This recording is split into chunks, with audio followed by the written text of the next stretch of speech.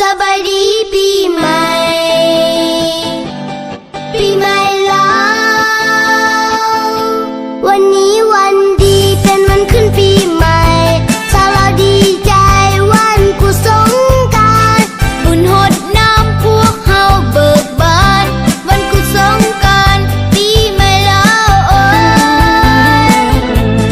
เขียนน้ำหอมใส่ใบคูณดอกจำปา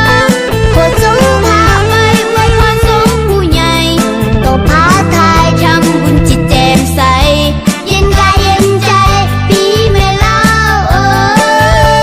ยของงดแด่เด้ออวยพรให้ท่านสุขดีสิ่งใดบ่ดีให้เป็นน้ำปีเก่าเด้อของงดแด่เด้ออวยพรให้ท่านสุขดีสุขพรดีๆโชคดีปีใหม่เด้อ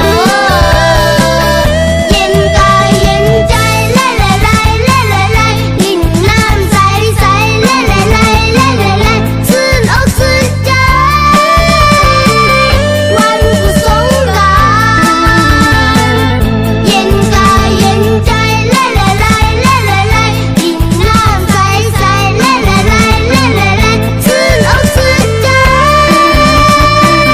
วันกุศลกรานต์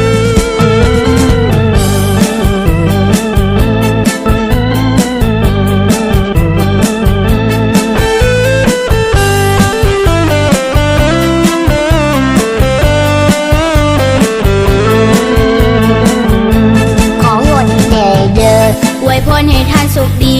สิ่งใดบ่ดีให้เป็นน้ำปีเก่าเด้อของงดแด่เด้ออวยพรให้ท่านสุขดี